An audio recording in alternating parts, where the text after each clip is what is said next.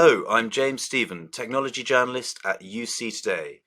Joining me is David Creasy-Benjamin, the future messaging evangelist at Webex CPaaS Solutions. Today we'll be discussing conversational messaging. Hello, David. How are you? Hello, James. Very well, thank you. Thank you very much for having me on. So, just to get us started then, what is conversational messaging? Well, conversational messaging is just what you do every day on your mobile device. So all of us pick up the phone every single day and we open up a messaging app. And that might be SMS, might be WhatsApp, might be Facebook Messenger, might be iMessage. All depends on the device and your preference. But conversational messaging is just using those services to talk to a business. So being able to reach out whenever you want, the same way that you're reaching out to your friends. Okay, fantastic. And then how can conversational messaging help brands? Well, if you're having a conversation where your customer wants to be, they're going to be more engaged. We certainly have accelerated over by the last couple of years, but even before, we want to be able to reach out where we already are. We want to be able to use the channels we prefer. And over the last couple of years, digital programs have accelerated across the globe, which means more things have been available to customers on these channels, and that's made us more entitled. We really, really want to be able to interact on these businesses and get what we want then and there. And empowerment, it breeds entitlement. So if a company doesn't offer it, then we can often switch to one that does. It was at one point click and collect or curbside pickup, depending on where you are in the world, was a rarity.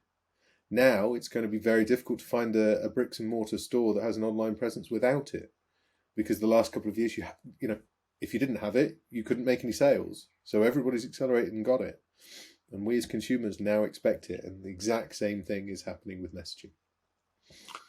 Okay, and then, so where's the demand in conversational messaging coming from? So the demand is coming from you and me.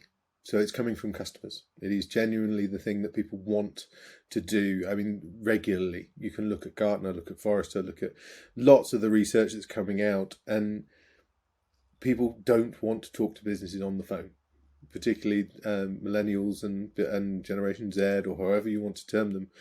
They come back with 12% or less of them say phone is their preferred channel. It is vastly higher for I want to be able to talk to you on messaging. And we see examples of it now. Apple messaging in particular has a lovely thing called Chat Suggest. So if you register for that service and you're using messaging on Apple Business Messages, if you register your phone number, if someone tries to call you, before it lets you call, it'll pop up above a chat suggestion. Did you know you can message this business? And the figures that Apple publish on that are huge. It's more than half of people will click that button rather than call.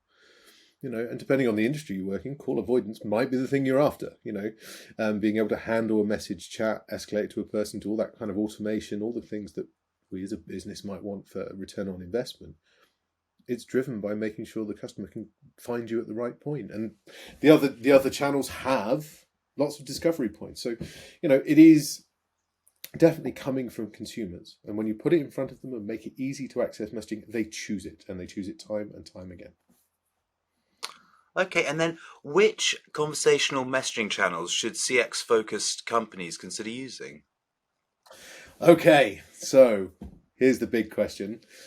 So in my role, I get to look at all of the latest and the greatest. And I think the spreadsheet that we're on at the moment tracks about 28 different types of OTT messaging or on handset messaging around the world.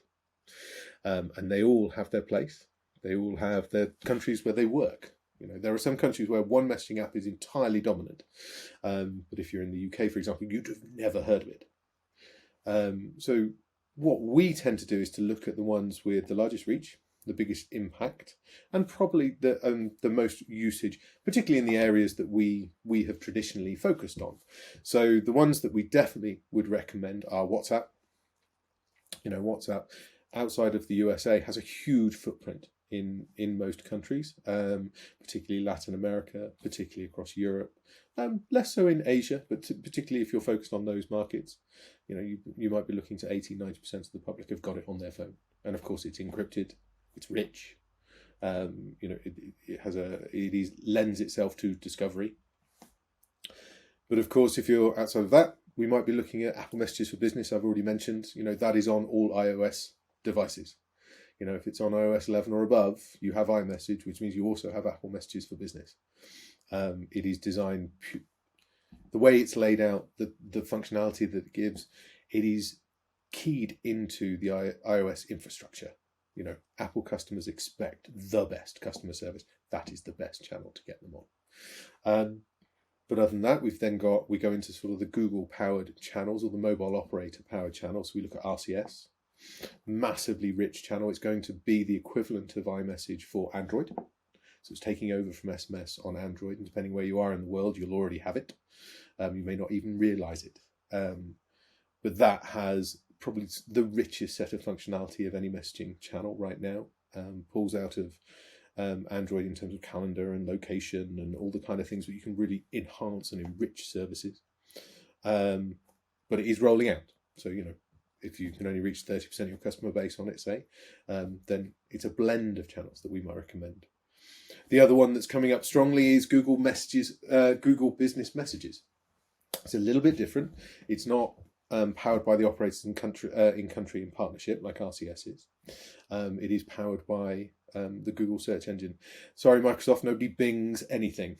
We all Google something, and Google Business Messages is keyed into that. So it's perfect for businesses that spend a huge amount of money on search engine optimization or making sure you're top of those search results.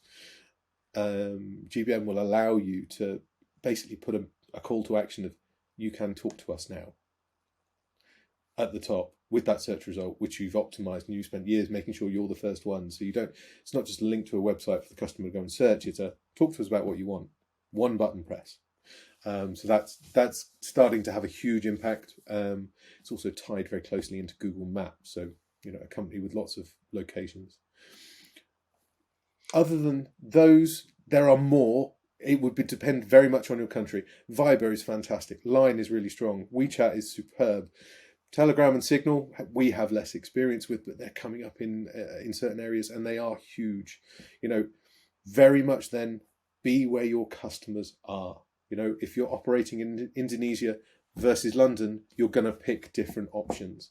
But definitely those four that I mentioned, they're the core ones that we see working really, really well everywhere.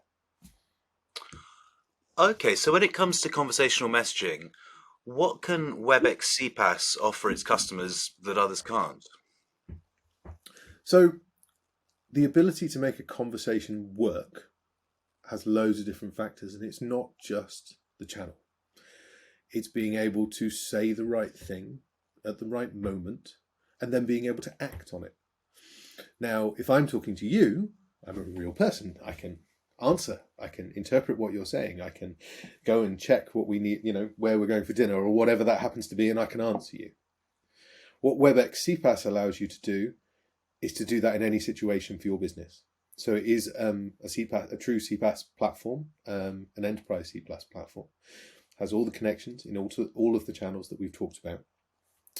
But what it allows you to do is to automate those conversations, pull in the best in bot technology so that you can answer frequently asked questions, produce tasks, but also so that you can manage the customer's journey. You can design it ahead of time. I always like to think of it as a living whiteboard. It's a low-code platform. Drag and drop all the pieces that you might need of a conversation into place, and then run it and let the customer choose the channel. Because what Webex CPaaS Solutions gives you is the ability to build the conversation. Let the customer choose the channel underneath. The Connect platform is so versatile. I always find it really difficult to demo unless you tie it to something specific, because it's an open platform. But the thing you've got to think about is businesses keep their information in multiple sources. They keep different things they do in different systems. You'll have CRM, billing, call center, whatever they happen to be. And they've got all these brand new channels which they know they need to be on. And it's difficult to plug all of those together and make them all talk to each other. That's what Webex Connect does. It makes that simple, makes it easy, and lets them build a customer journey to deliver the best experience. David Creasy-Benjamin, thank you so much for joining me. No problem. Thank you very much, James. Take care. And thank you for watching. I'm James Stephen, Technology Journalist at UC Today. Please don't forget to like and share this video on our social media pages. Until next time, bye for now.